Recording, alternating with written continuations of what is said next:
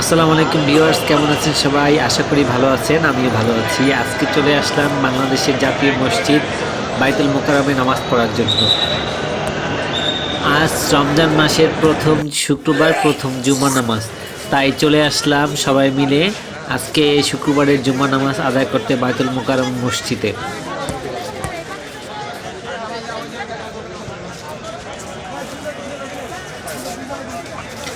বাইতুল মোকাররম বাংলাদেশের জাতীয় মসজিদ।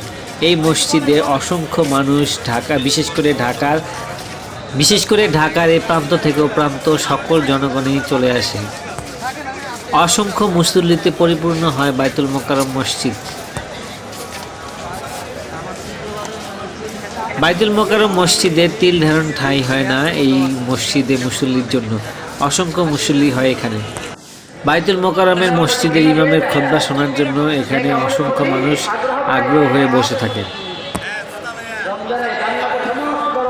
বাইতুল মোকাররম শুধু একটি জাতীয় মসজিদই নয়, এই মসজিদের ঘিরে রয়েছে অনেক ইতিহাস। বাংলাদেশের যে কোনো ক্রান্তি লগ্নে এই মসজিদের কাছে এসে সকল মুসল্লিরা দোয়া কালাম এবং দোয়া প্রার্থনা করে থাকেন।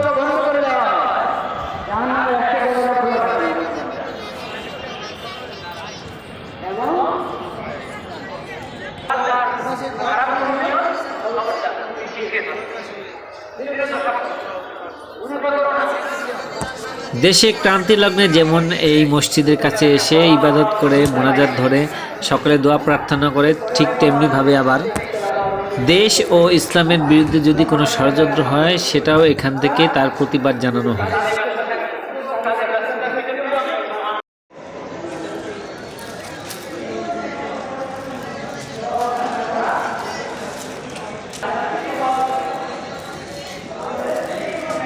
তবে সবকিছু ছাড়িয়ে অসংখ্য মুসল্লিদের মাঝে নামাজ পড়া একটা অন্যরকম অনুভূতি।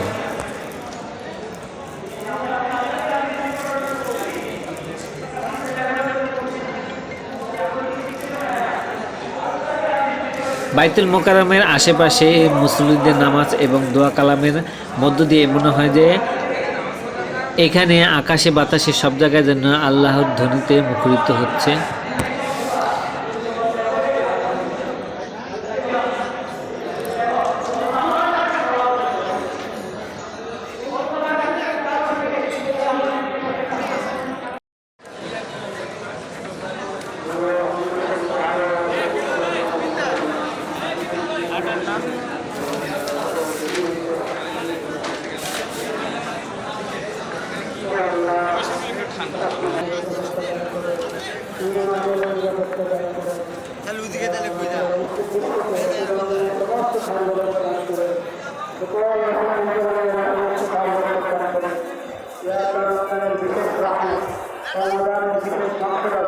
আমাদেরকে দান করে, সকল মুসলিমকে দান করে।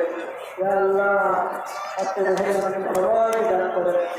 ইয়া আল্লাহ, রমজানের অনেক গুরুত্বপূর্ণ বরকত, দুজক থেকে মুক্তি, সকল কালিমা পাঠকারী মুসলিম মুমিনকে দুজক থেকে মুক্তি দান করে।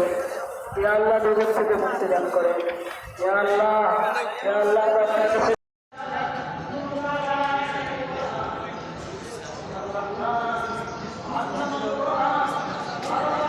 তবে সবাইকে আমার পক্ষ থেকে বলবো, বাইতুল মোকাররম বাংলাদেশের জাতীয় মসজিদে যারা এখনও নামাজ পড়েননি তারা অবশ্যই নামাজ পড়ে দেখবেন, অন্যরকম এক অনুভূতি আপনার মধ্যে কাজ করবে।